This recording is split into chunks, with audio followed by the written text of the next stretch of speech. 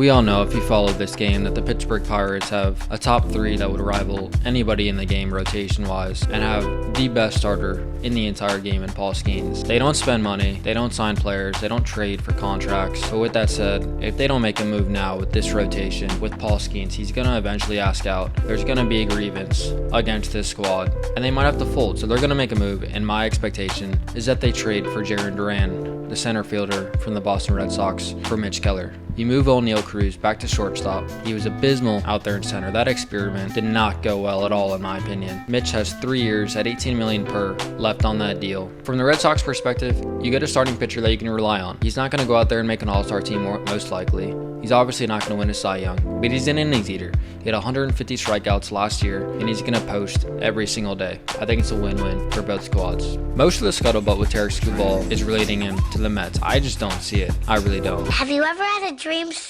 that you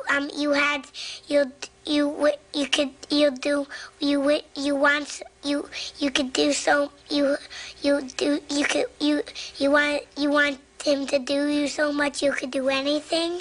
You can't Google Mets without having Tarik Skubal pop up immediately, and you can't type in Tarik Skubal without the Mets popping up side by side to them, but I just don't see it.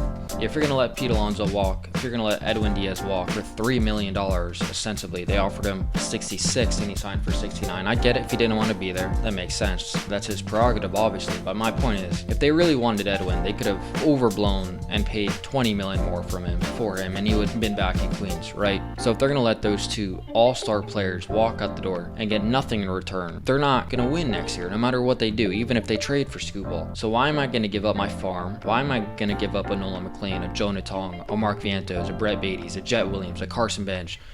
Not all of them, obviously, but 3 of those, potentially 4 of those. 3 if you include Nolan, 4 if you don't, most likely. And then going to have to sign into a $400 million contract. It'd just be a waste of a year. Might as well just let him be traded and sign him when you're essentially ready to win in 27.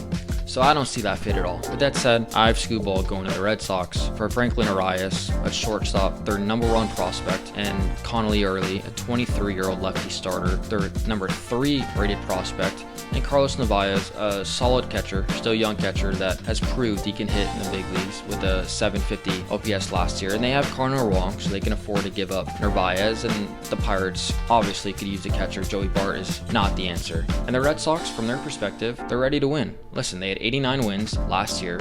You add Skubal to the mix, all of a sudden you're right there, in my opinion. With that offense as well, I believe maybe not supplant the Blue Jays, because after the signing of Dylan Cease and obviously what they did in winning the American League and giving the Dodgers all they can handle last year, I don't think they would supplant the Blue Jays necessarily, but could that move supersede anything the Yankees do? I think, even if they bring back a Cody Bellinger. So I love that move with the Red Sox, and obviously they would have the funds to allocate to Tarik to sign him after that year as well, so they wouldn't be just giving up those litany of prospects for absolutely no reason. Edward Cabrera for Adley Rutschman. Straight up, good old-fashioned 1-for-1 Major League Baseball trade. Listen, the Marlins need offense in the worst way, obviously. It's similar boat to the Pirates. Adley Rutschman, he had a down year, obviously, but if you don't like his potential, especially at the catcher position, then I frankly don't think you know ball. From the Orioles' perspective, Edward Cabrera, they need pitching in the worst way. Obviously, they have Trevor Rogers and Kyle Bradish, and other than that, especially after trading Grayson Rodriguez, they need arms in the worst way, and that offense is as potent.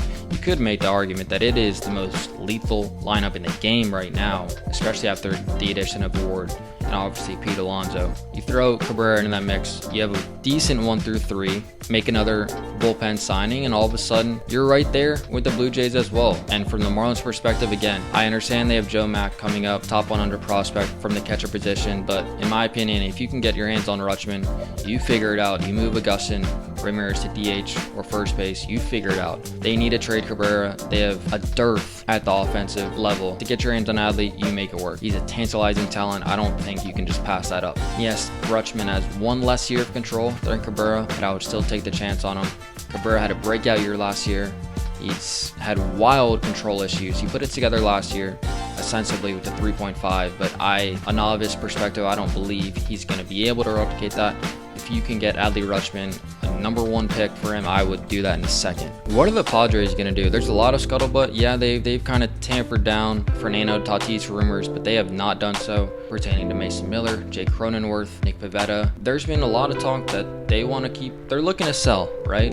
They're looking to sell, and obviously, I'm not a business major, but obviously you're not going to want to make the payroll balloon to another $100 million when you're trying to sell. That's not advantageous at all from the owner selling perspective. So with that said, if you read it, it's around $10 to $15 million that they're willing to add, but that's about it. But with that said, they need to add 2 starting pitchers and a first baseman. They lost Ryan O'Hearn and Luis Ariz, and they have like I said, they need to they only have 3 starting pitchers right now.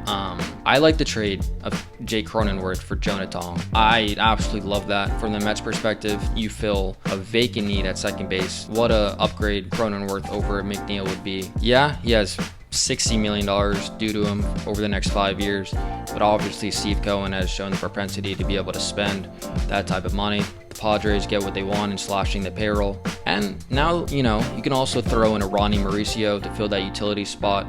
It probably wouldn't just be that 1-for-1, especially to offset the finances a bit. But I love that from the Mets perspective. They get their bat, they get a viable second baseman, double play combination with Francisco Lindor. So it's a great move in my opinion for both squads. They get exactly what they want and kind of mitigates the noise from the New York perspective. When you add a bat like that, he's not a huge name, but he can rate.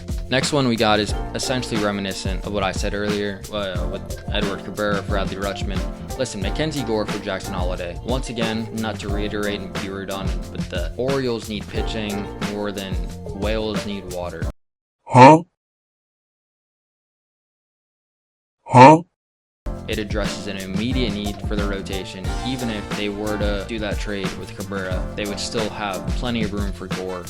Gore, all-star campaign last year. Trading Holiday would also open up an everyday spot for Jordan Westburg. Fans in Baltimore have been clamoring for him to finally get an opportunity. This opens up that spot for him. And from the Nationals perspective, I don't think they're that far away to trade McKenzie for 3 AA pitchers that they're going to make their debut in 28, 29. I think getting a couple extra years of control for Jackson would be ideal as well, and all of a sudden you got CJ Abrams and Jackson Holiday in the middle of your lineup, double play combination for the next half decade. You could do a lot worse than that, in my opinion. I think it's a win-win for both squads. Next one is a behemoth. Listen, the Rangers obviously want to shed payroll. They have not been shy about that after trading Marcus Semien. They got their World Series title. I don't think this would be a negative at all from the Rangers perspective. But listen, trading Corey Seager to the Yankees, what a trade that would be. The Yankees obviously have not filled that Derek Jeter void. Obviously nobody was expecting them to. But if they were to give up Anthony Volpe, Jason Dominguez, and their first round pick Ben Hess in 2024, I think that would get it done. You have 6 years at $30 million left on Seager's deal. They haven't shown the propensity to want to eat that kind of money, the Yankees I'm speaking of. But obviously Seager, when healthy, and I preface with that because he has not stayed healthy over the last couple seasons, but when healthy, he's a prolific hitter, an MVP candidate, and we know the Anthony Volpe experiment is done. I don't understand why they want to keep running him out there. The fans are getting on him. He has not shown the ability to hit. We're 4 years in now. Yes, he's a stellar defensive glove, but you need to add more punch in that lineup, and obviously Seager supplies that. If you like this video, consider commenting, liking, sharing with a friend, and subscribing.